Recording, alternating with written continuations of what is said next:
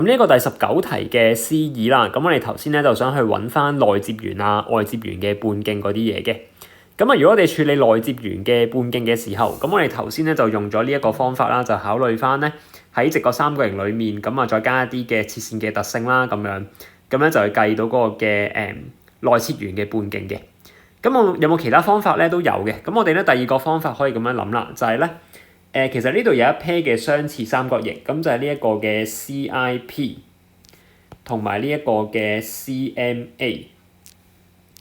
咁啊，好容易睇嘅啫。咁我喺後面繼續寫啦，不如。咁我哋頭先啦就講到呢一個嘅 CIP 同埋呢一個嘅 CMA 啦。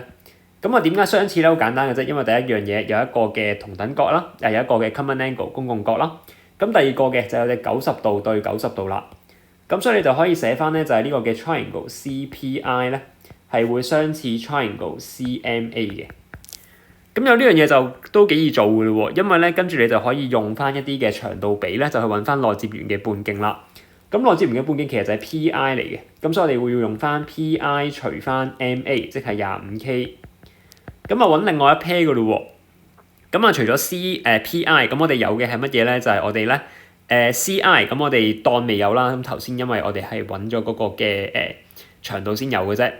咁啊另外一個啦就會係呢一個嘅 CP 嘅，咁啊 CP 又有喎，因為呢個係25K 嚟噶嘛。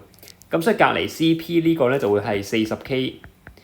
咁啊對翻 CM 嘅，咁啊 CM 我哋頭先有計過噶嘛 ，CM 咧就會係呢一個嘅60K 嚟嘅。